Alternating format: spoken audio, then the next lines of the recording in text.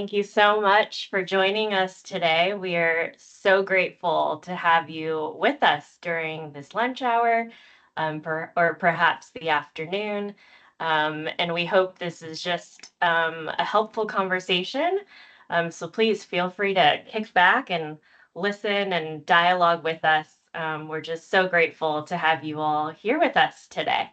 My name is Jessica Lee. As many of you might know, I'm co-founder and executive director of NeuroTalent Works, and we are just so grateful to have this time to share with you about how we're meeting the moment with a lot of what's happening in our country, and to announce our new series on understanding all minds. Today, I'm joined with my colleague, Matt Ledger. He has been a partner consultant for us for the last 5 years. We met during COVID, actually, so a lot of experience navigating uncertainty together as we've grown the organization. I'm calling him my new Chief Revenue Officer. He's helping me focus on our strategy and our growth. And his background comes from research, which impacts public policy. So many of the things many of us care about, education, technology. He's an expert and thought leader in all of these sectors.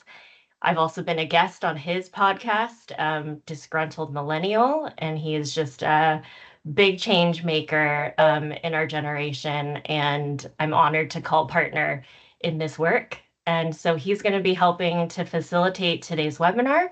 And so I'll hand to him, and feel free to add anything there, Matt. Thanks, Jessica, and I appreciate everyone joining us. I keep seeing that number climb in the top corner there, and it's great to see. I appreciate the introduction, and I was reflecting on this earlier today where I was thinking about the fact that I've been with this organization for more than half of its existence. It wasn't even called NeuroTalent Works when I first joined. It was the Spectrum Works, and to have been here for 5 out of the 8 years that this organization's been growing and evolving, it's been really cool to be a small but important part of it. So just excited for the next phase and lots of change underway, but excited to be a part of it. Why don't you jump ahead to the next slide and I'll do my little spiel here. So I'm going to be the MC for today's webinar. Just a few housekeeping items for everybody. We want this to be as interactive as possible. Obviously, your cameras are off, your mics are off, but there is a Q&A button in the top of your screen that you can add questions, and we'll try to answer them along the way or at the end. We have a time dedicated for that. So please put your questions in as Jessica's doing her presentation or as we're having our back and forth. This is being recorded, so if you have to leave, don't worry, you won't miss anything. We will send you the recording after. And if anyone wasn't able to join us live, or if you want to send this to other people after, who you think would be interested, you can also forward this over to anyone you think would be interested. Lastly, there's some accessibility features that you should all be aware of. In the bottom left corner, you can see some arrows left and right and the numbers of the slides. You can actually toggle those numbers back and forth. You can follow the slides as you please, and you won't interrupt other people's viewing experience.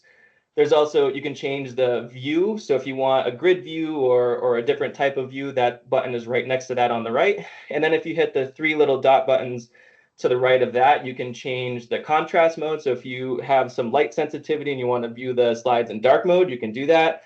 If you want to translate the slides into a different language, if you have a preference of absorbing this information in a different language, you can do that. You can also turn on real-time transcription as well. So feel free to do that. Jump ahead to the next slide. So just a quick run of show here. I'm going to hand this back to Jessica over in a second, where she's going to do a presentation talking about kind of where we've been, where we are now, and where we're going. That's going to take roughly 20 minutes. Again, think of questions that you have while she's presenting. Then Jessica and I are going to jump into a little bit of a back and forth Q&A where I have some pre-planned questions for her, just a few, for us to talk about what we heard. And then we want to leave 15 or so minutes at the end for us to take your questions. And we'll be monitoring the chat on the side.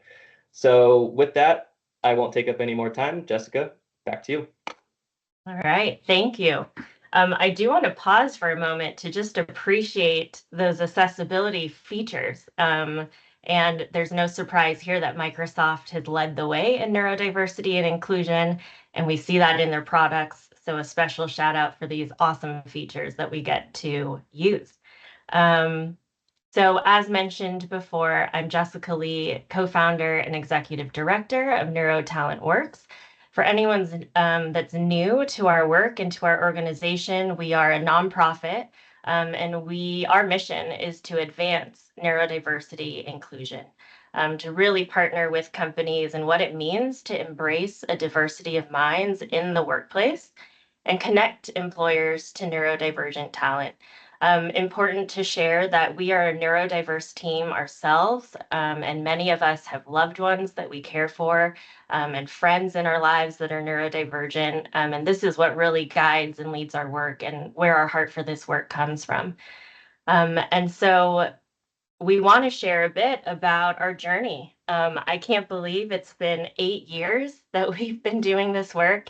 And Matt, like you said, we started out with a different name, the Spectrum Works, and had first started with this bold idea of tackling this 80% unemployment rate of people with autism. And my co-founders, Harag and Lisa and Paul, we really were embarking on this bold idea of having backgrounds in the corporate world and looking at the unemployment rate, asking ourselves why this is possible, how is this so, and seeing that the biggest need, as we spent the first year talking to all the experts already doing the work, and some of you that are on the call today, um, is there a need to help employers get ready? Who's doing that?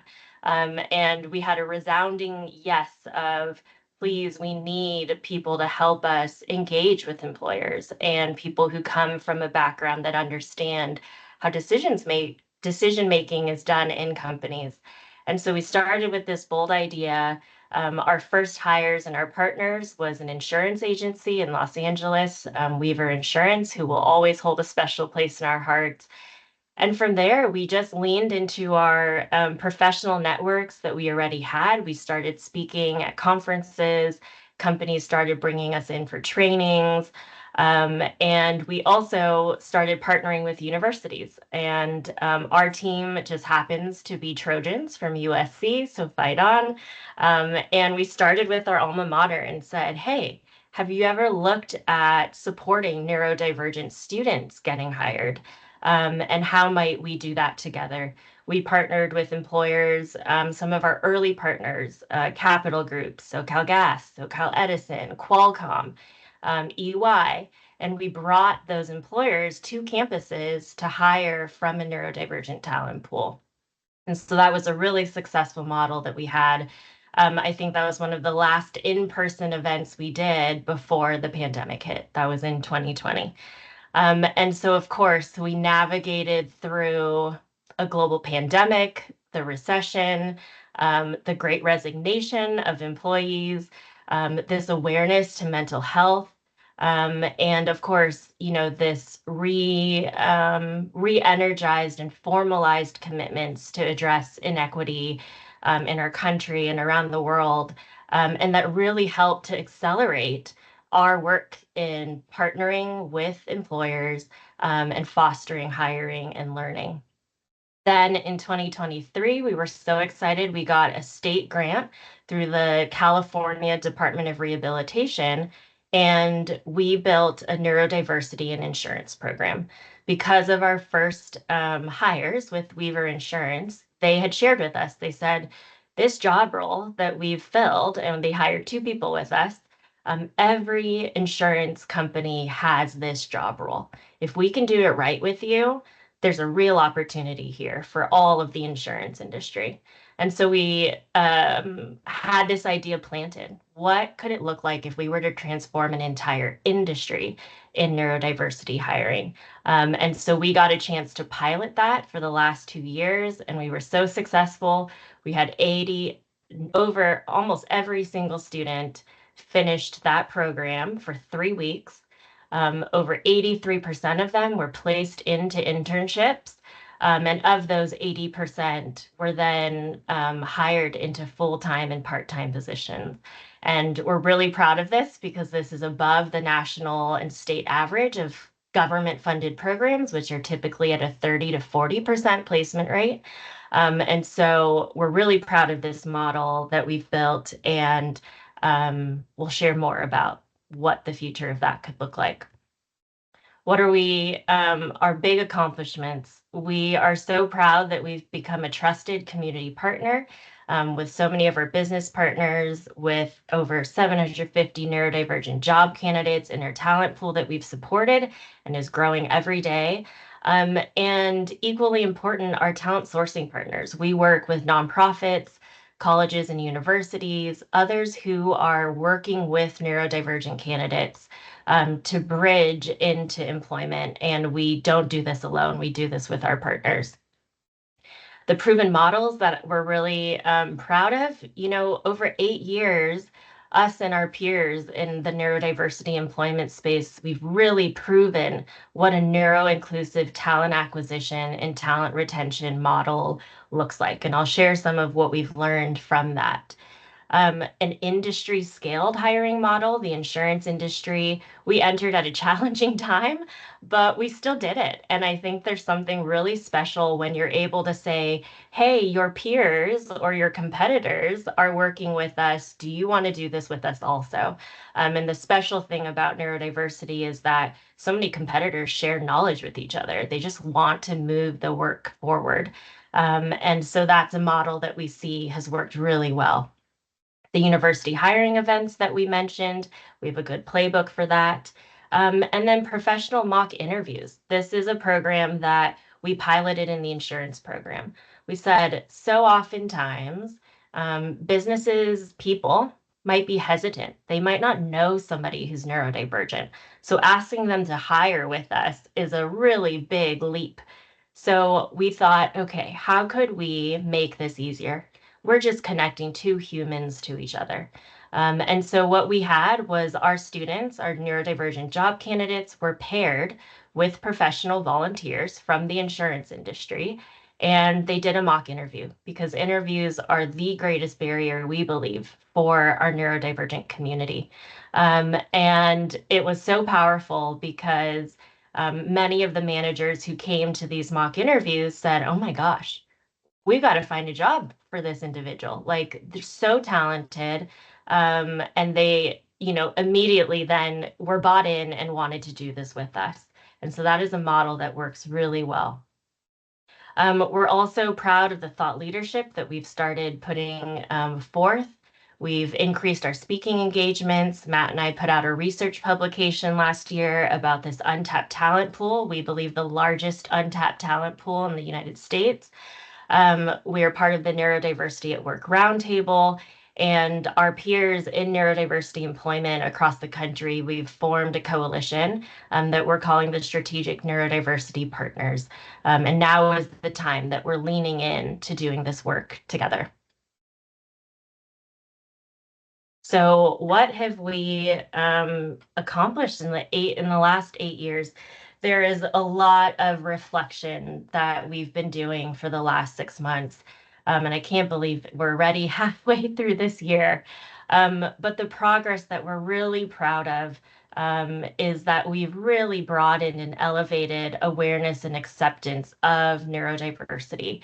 I remember when we started 8 years ago, I would go to conferences and people had not even heard the term neurodiversity. But today you go on social media, you see articles about neurodiversity, you see neurodivergent individuals speaking out about their lived experiences. There's been a tremendous awareness that's been raised, and we should be so proud of that as an organization and as a community. The steady growth in neurodiversity hiring initiatives. It's interesting. One of our peers, Neurodiversity in the Workplace, Joe, who runs that organization, and I are good friends, even though we're quote unquote competitors, but we're nonprofits that see each other as peers in advancing this work together. And, we get asked a lot, why are we still not seeing hiring numbers in the thousands, right? We're just hitting the hundreds. We have large Fortune 500 companies, global organizations doing this work. Why are we still not hitting those hiring targets at larger numbers?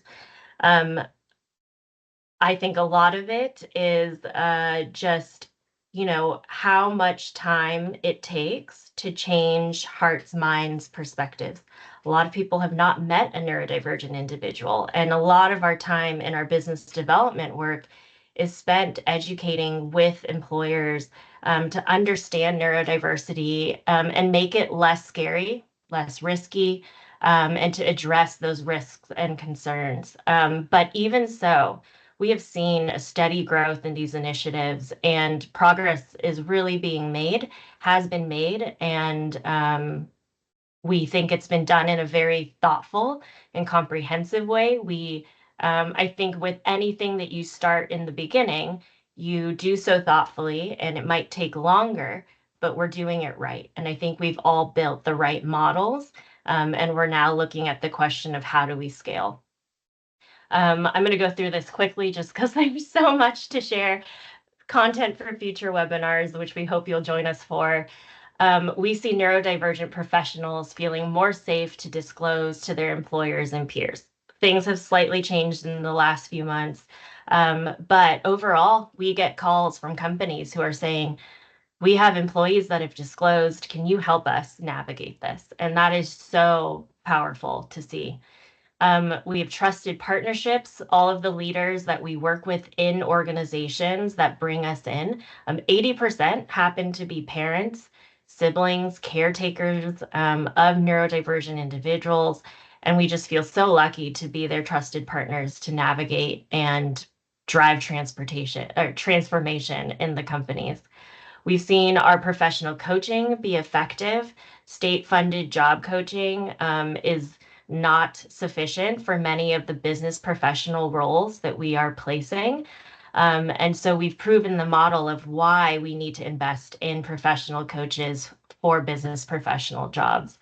And then I think we should be very proud of this disruptive progress we've made to the traditional models of disability employment, and that there are organizations like us and our peers that are showing how public-private partnerships can work. And in particular with the Department of Rehabilitation, we've been so grateful for the last couple of years. What are some of the hard and honest truths that we've come to, though?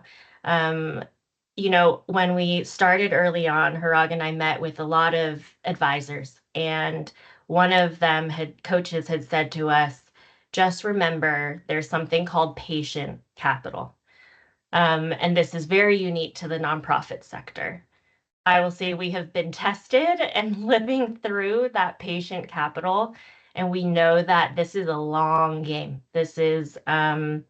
We take a long-term view of this. And so we approach these hard and honest truths in a way of just accepting that these are the constraints, these are the truths that we live in, but that are what drive us forward.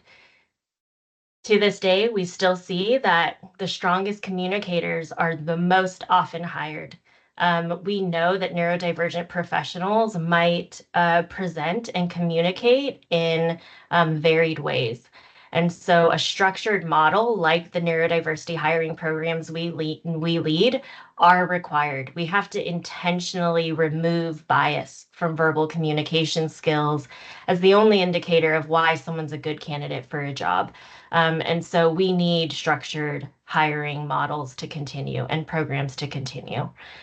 We see that job retention for neurodivergent professionals relies on both employees and equally managers to have strong working relationships, to have safety to disclose, to have hard conversations, to identify and talk through conflict. And that's so necessary and why our coaching is needed and why it's effective. I'm calling this like a white glove partnership model we have. We really hold the hands of our partners. It's expensive and it takes time, but it's been necessary. And I think that's the way that we continue forward. We see that private funding for disability and neurodiversity specific organizations are limited and scarce. There are not many foundations who specifically focus on giving towards disability. And that's a public challenge that we all have, and we hope to see more funders step in. State and federal funding has not fully evolved towards investment sufficiently in employer engagement. Today, our tax dollars that the Department of Rehabilitation, that the regional centers fund for organizations like us are required to go directly to the job candidates that we serve.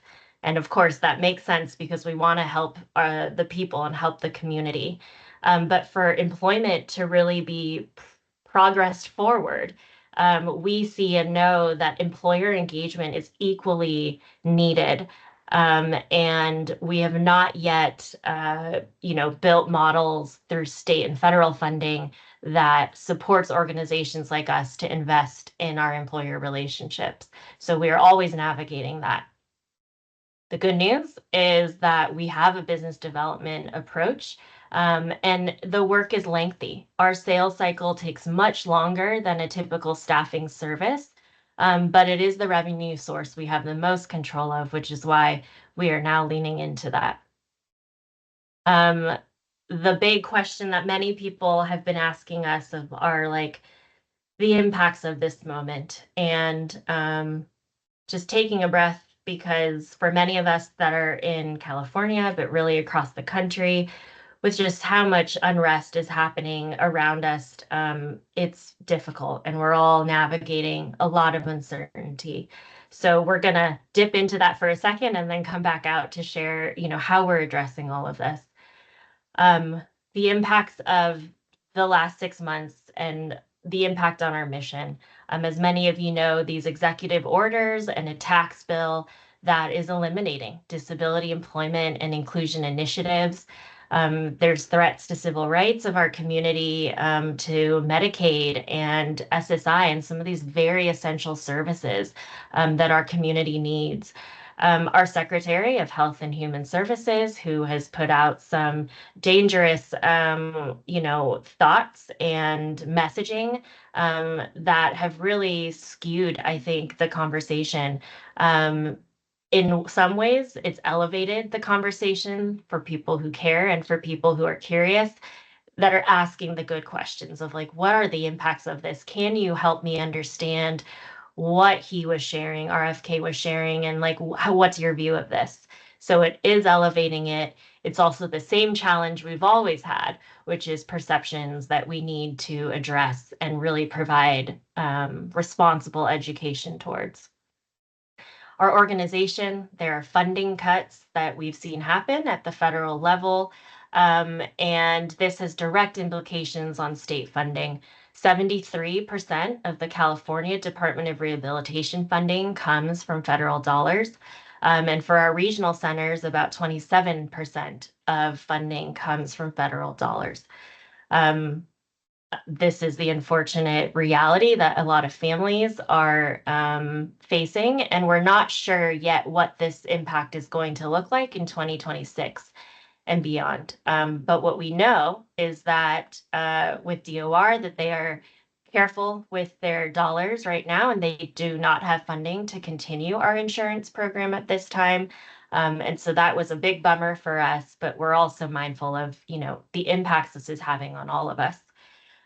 We see direct competition to private philanthropy, and we are hoping, really hoping, we see private philanthropists rise to this occasion, and fill in some of the gaps that federal funding cuts are replacing.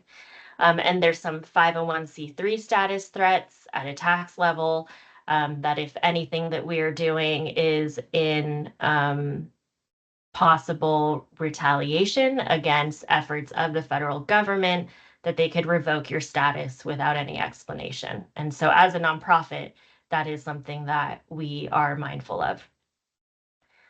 Our business partners, and sorry, I know we're talking doom and gloom here, but I think it is important that we just sit in it and we accept it, so that we can move forward. Our partners, our business partners. I've been asked a lot what's happening to DEI teams and employee resource groups. There are some companies that we work with that have completely removed and disbanded their DEI teams. I will say that they're fewer than the other partners we have that are saying, nope, we are staying the course. Our leaders are invested in this. We are renaming our teams, and our legal counsel is sharing with us the words and the language we can and cannot use in doing this work. But we're all in agreement that we just want the work to continue. Whether we put a name on it or not, we're going to keep doing this work internally as best as we can. Unfortunately, though, many teams are not taking risks to introduce new topics, new partners. And so we're doubling down with some of our existing partners. But that is what's happening. And that's the reality of what's happening in organizations. We see some economic volatility, of course, and so we see hiring freezes. We're also seeing layoffs that are still happening, just so much uncertainty, everyone holding on to their money right now. At the same time, we see AI advancements and a real investment towards AI and employees being asked to test AI solutions and to consider how AI might be responsibly deployed. And so we are considering the bias that we want to remove from AI and empowering our partners to consider that too as they invest in those solutions. And so, what are the impacts that it's had on our team? Unfortunately, due to all of these realities and also just how long the business development cycle takes, our team had to do an org-wide reduction in February. And that has also then meant that we have to do a service reduction. We have paused all of our direct services to job candidates at this time. However, we are still taking resumes and we are evolving. And sorry, there's a lot here, but I'm going to speed through this, Matt, because I know we have more to talk about. What I want to make sure to mention too is to please submit your questions to us because we want to have time for that. Really quickly, our model for change as we've tackled this 80% unemployment rate is we've looked at the end-to-end life cycle of an employee, all the way from recruiting talent, hiring, training, thinking about how to retain and drive performance, and then to promote neurodivergent professionals. We have, for the last 8 years, not only prepared neurodivergent job candidates, we've also been supporting professionals in the workplace. And at this time, as we consider scarce resources, we are having to narrow our focus and really zone in on what our strengths are. What persists is the reason we came to be as an organization was to focus on employer readiness. That our team has a strategic fit with our backgrounds in consulting, our business professional networks. This is what we believe is the best use of our organization to partner and equip business leaders and teams to continue elevating this knowledge to employers. And as we go through this cycle, that individuals within organizations are what drive change.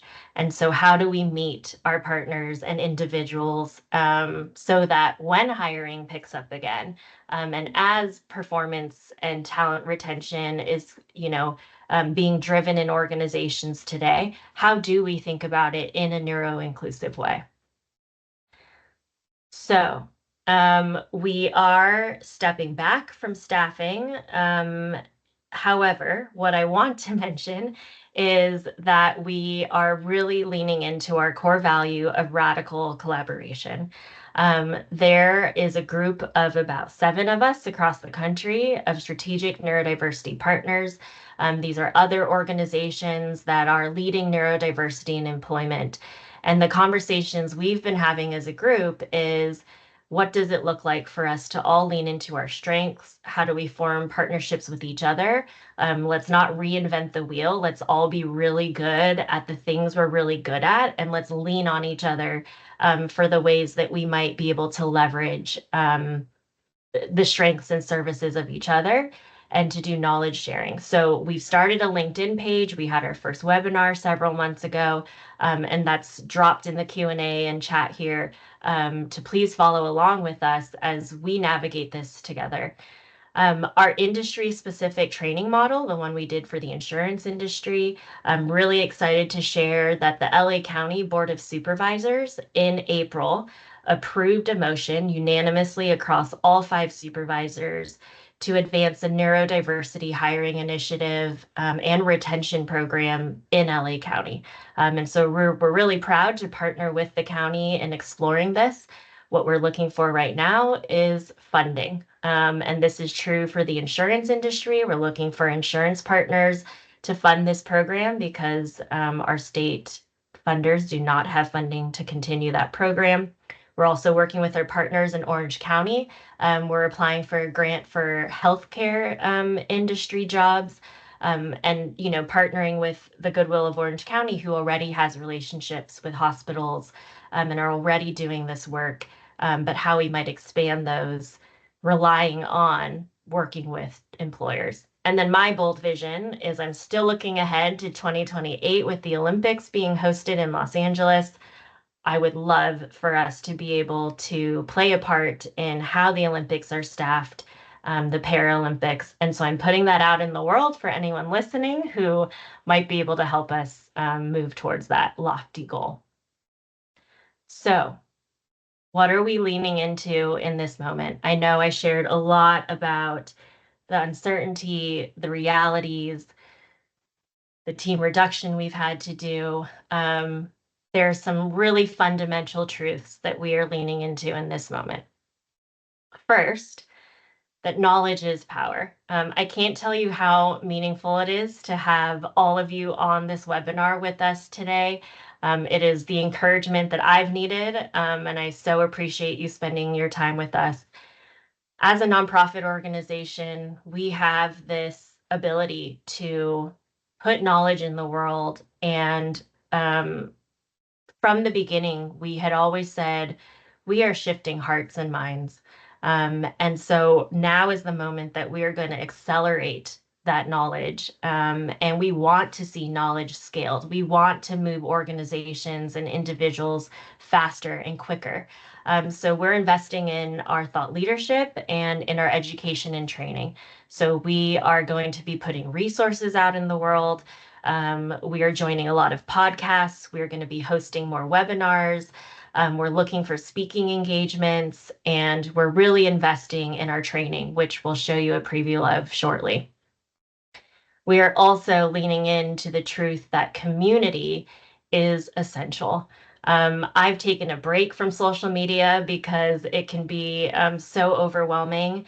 And what I've been reminded of is when I step outside to go to the coffee shop or to go to the grocery store, people are good. People want to help. People want to learn when they hear about what we're doing. And so an encouragement for all of us, like, there are still people, and that community at this time is so needed to not isolate ourselves, and to really invest locally. So we will be hosting events locally in Southern California because we really want to build the community that is here, and timing and place really matters right now. And we're also leaning into working with teams, and some customized solutions for companies that are recognizing and saying, we have a lot of neurodivergent customers. Can you help us consider how we might host events or how we might approach our services and products? And we love that. And we're looking for more leaders that are leading that work. And thankfully, a lot happening here in California. And then this last truth that relationships foster change, individual relationships, trust, having an authentic conversation when conflicts arise, that we can meet those in an individualized way, and that's what drives change, and that's what fosters connection. And so as we look at all of this and the last 8 years, like, we have made so much progress.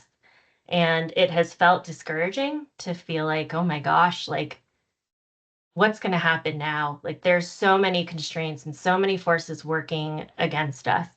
But if I look at the biggest lesson we've learned over the last 8 years, and what has driven change forward and how we move people forward, it's been on this one very real truth. And that is that another person's mind is not my own. And that this is something that we can really rally around in understanding so much of what's around us. And this is a fundamental truth that neurodiversity teaches us. The neurodivergent community has shared with us, what this meant for them. The burden of how do you explain to somebody how your mind works, and in a way that someone else can understand whose mind works differently from you. In all of our hiring programs, understanding why having a copy of the interview questions in front of you can help your mind process and answer an interview question better. Why is that going to level the playing field for somebody who is neurodivergent and it's a non-visible trait? It all centers around this concept that all of our minds are different. This is why we have conflict in teams, in our relationships.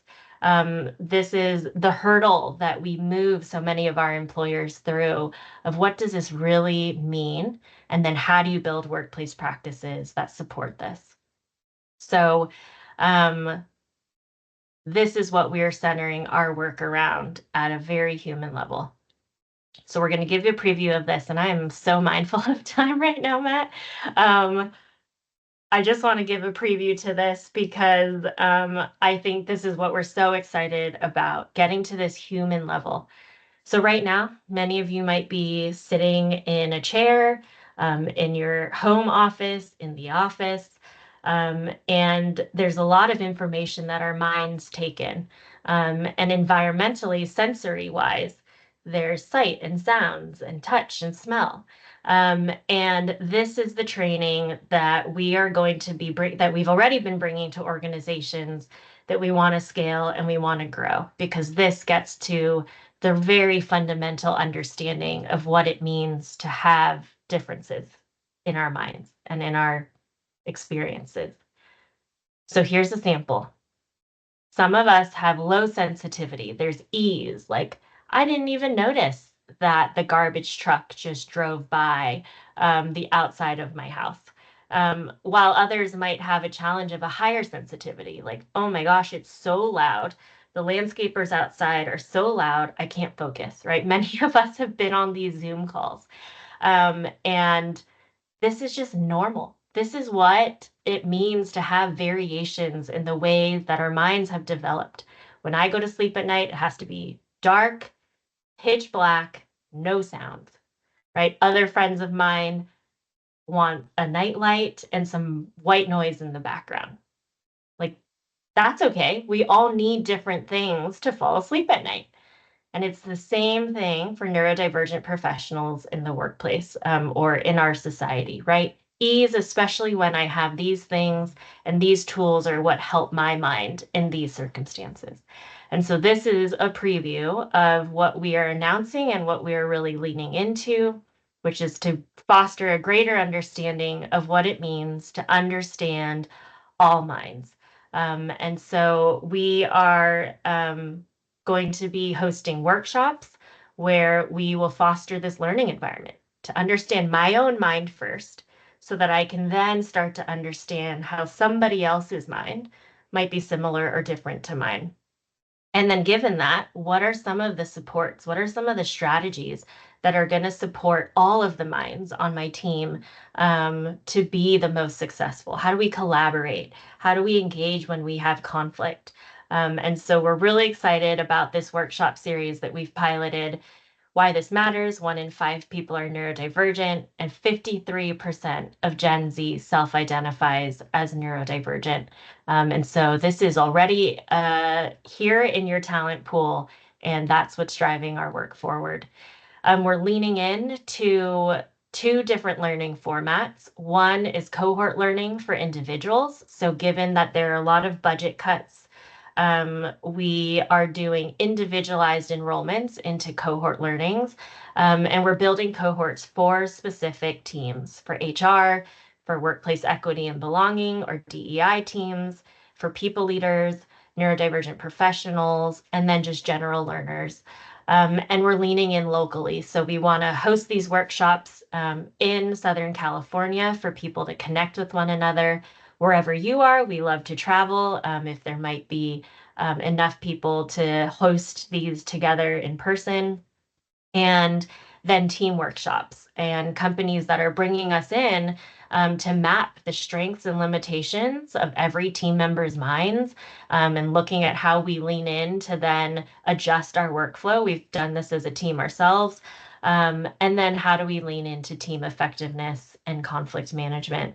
And so this is what we're moving towards: workshops and training, individualized coaching, and really customized development with our companies, of how we lead this work forward and changing hearts and minds to understand all minds at a base level. So I'm so sorry, Matt. I ran over time. That is my executive function challenge. Um, so just a thank you I want to make sure to share with all of you. Just being here with us, you remind us that we're not alone and that we make this progress together. And I don't know if Q&A questions have already been dropped in, but please share what questions you have, and we're excited and happy to answer them. Yeah. Yeah, thank you, Jessica. And I did tell you were going to run over. I know. I tried to help you, but that's okay. You haven't lost anybody. That number of attendees in the top has stayed the same the whole time, so it's great. So with that, there has been one question that's come in, which we'll answer shortly. But I do want to encourage folks again, please plop any questions you have in the Q&A. You can see up at the top on the taskbar there, there's a Q&A option with a little circle and a question mark in the middle of it, or a thought bubble with a question mark in it. Please feel free to drop those in there. We'll get to the audience question in a few moments, but I did want to start with kind of our pre-planned questions. So Jessica, you just shared more about our new offering, the Understanding All Minds workshop, which we're all very excited about. I do know it's not that new. We've actually done it a few times with some clients and customers. So tell us about those experiences and the feedback you've gotten from them. Yeah, thank you. I was just up in the Bay Area last week, piloting, well, not piloting, presenting parts of this workshop. And the best compliments we received from Understanding All Minds, I had several individuals come up to me after and say, "Oh my gosh, I took an extra copy of the worksheet that I'm going to bring home to my children, because this is going to foster just a much better conversation with them about the way that their minds work and take in information, and to have that conversation with their family." Somebody else also came up to me and said, "Have you written a book? Like, this is so insightful." And she started sharing with me about her mind and some of the challenges she's been having. And so that's been one of the biggest compliments that we've received. And that's why we're going to put this knowledge out. We want more people to engage with it and to understand that many of us have challenges in a lot of ways, and we all have limitations. But how can we have conversations about what supports us? And more importantly, for neurodivergent individuals, we want to provide language to explain to someone how your mind works and why you need particular supports, in a way that somebody else can understand. And so that's been some of the best feedback we've got. And someone saying, "I was so ashamed. I like didn't know how to talk about how my mind works. Now I feel proud of it. Like, I'm so proud of the strengths that I have. And I'm going to bring this back to my teams. And this is going to be so connective for us as team members, that this is just going to help all of us do better because we can have a conversation about workflow." And it comes down to our communication styles and how we work with one another.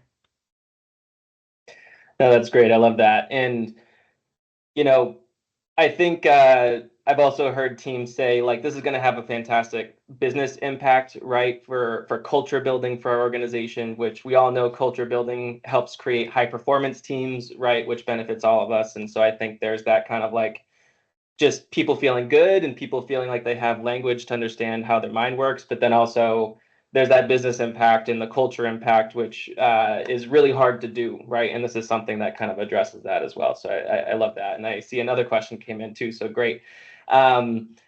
Next question for me, though, is you listed a lot of great achievements that we've had over the years and milestones that we've reached. Can you just share a few kind of stories of impact that have had a lasting impression on you, and which of those are you most proud of? Yeah, yeah. The individuals we've worked with are what really drive our work forward. Um, Early on, one of our job candidates who I had met with had said to me, thank you for just not making me feel alone. Applying to jobs is one of the most discouraging processes. And I'll never forget that I was so shocked. Like, just 1 hour on a call with me made such a difference for her. And it was just to not feel alone in this very discouraging process where failure is just constant in trying to find a job.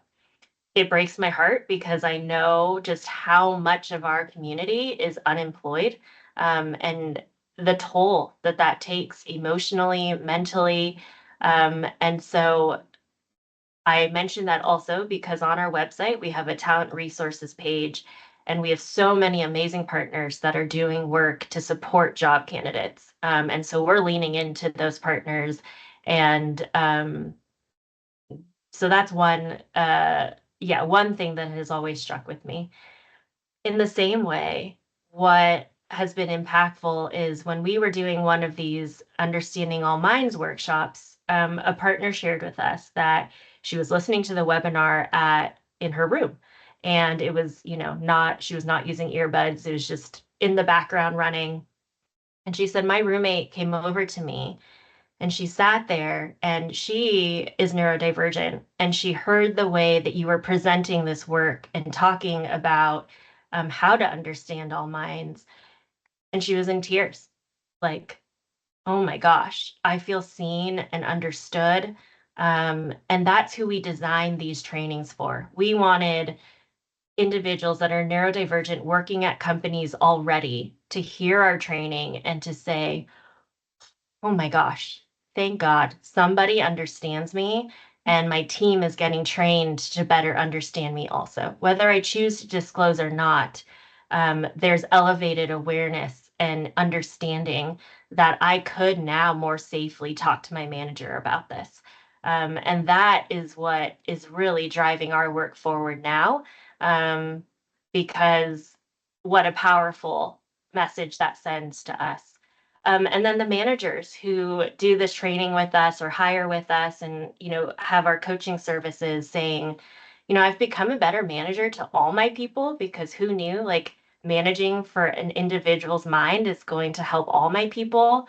But equally important, I've become a better parent. I've become a better partner. I've become a better friend, because I just have greater awareness now of these sensory sensitivities that are going to impact people in different ways. I can go to the grocery store and I can see people out in our community and just have a greater understanding and more compassion. And that's what we want to drive towards now, and needed more than ever to have this type of connection just as humans, and to be able to talk about it in a safe and productive way. That's great. And one more question for you, and then I want to answer the one audience question so far. For those in our audience who are really invested in the work that we're doing and want to see our mission survive the current political moment, the current economic moment that we're in, what's the one message or call to action you have for them? Yeah, several messages for our various stakeholders. First, for our neurodiverse community, whether you're a job candidate or you're a professional in the workplace, I just want you to know like we are still fully committed to supporting you, and that there is a network of organizations and people that are advocating for you and with you, and to just keep on keeping on. And I know that's not easy to do, but to lean into your communities and perhaps join our workshops to find that community and to know that you're not alone, because that can be really difficult. Um, and for you to know that we are making progress. And it feels like there are setbacks and there is dangerous messaging that's been out there, but we hope that together we can really reinform and re-educate and really shift the narrative um, in the places that we can. And so just know that we are still here for you and with you. Um, for our foundations and our private donors, first of all, to our donors who have supported us over 8 years, thank you so much. It has meant everything to us. We've had donors that have just started donating to us now, and that has spoken volumes to keeping the work going, and that we need that now with so many funding cuts happening. And so thank you for our donors. And if there are friends and family that you know who might have a heart to give to our mission and to this work, we would love to meet them, as we're going to need funding to keep this work growing.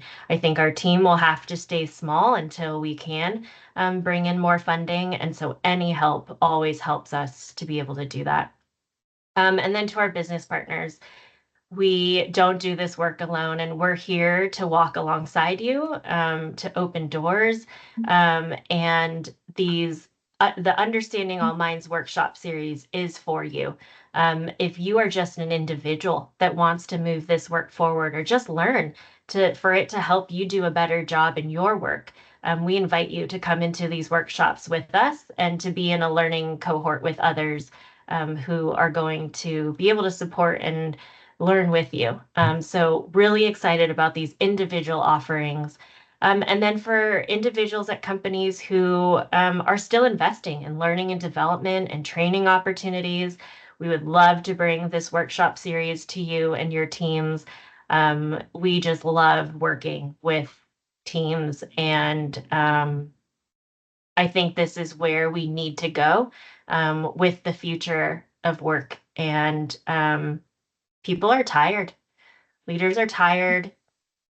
Everything that's happening around us does not make that easier. We are overwhelmed. We are overtaxed. And our training starts to reveal why.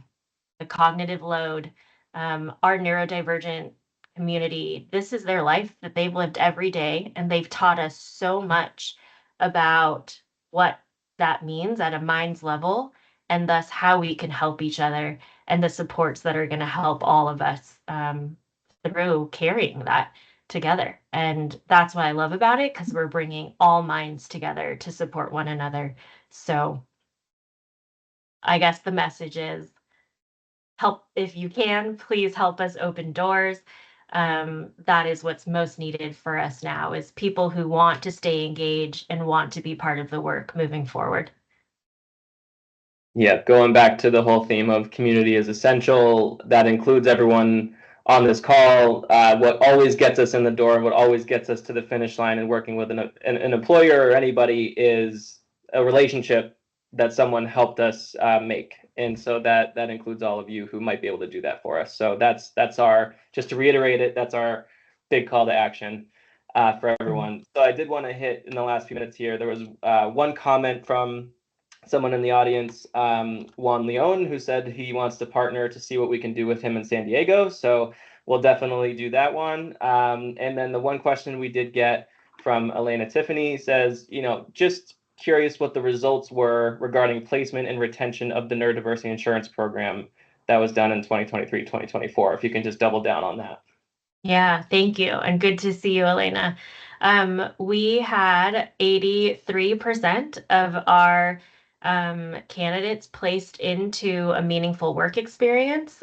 So that looked oftentimes like an internship, or individuals who were able to find a job on their own that we supported as well.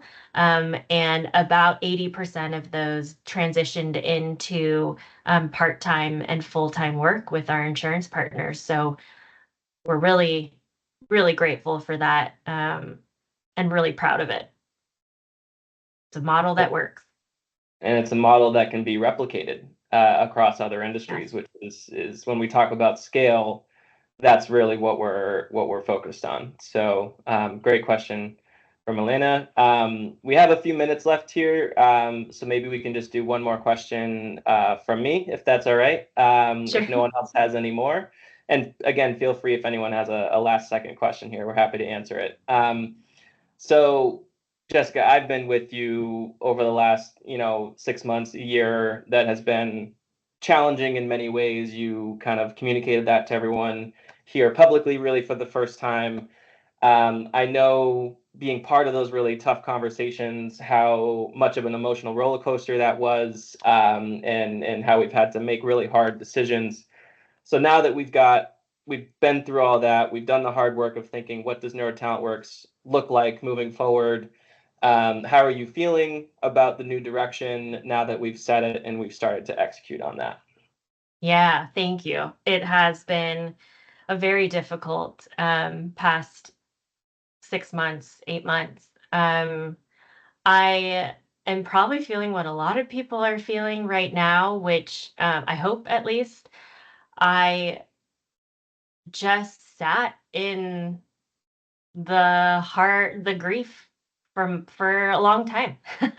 um, but I leaned into what neurodiversity has taught me, which is um, that sitting through it is the best thing that we can do to move through it.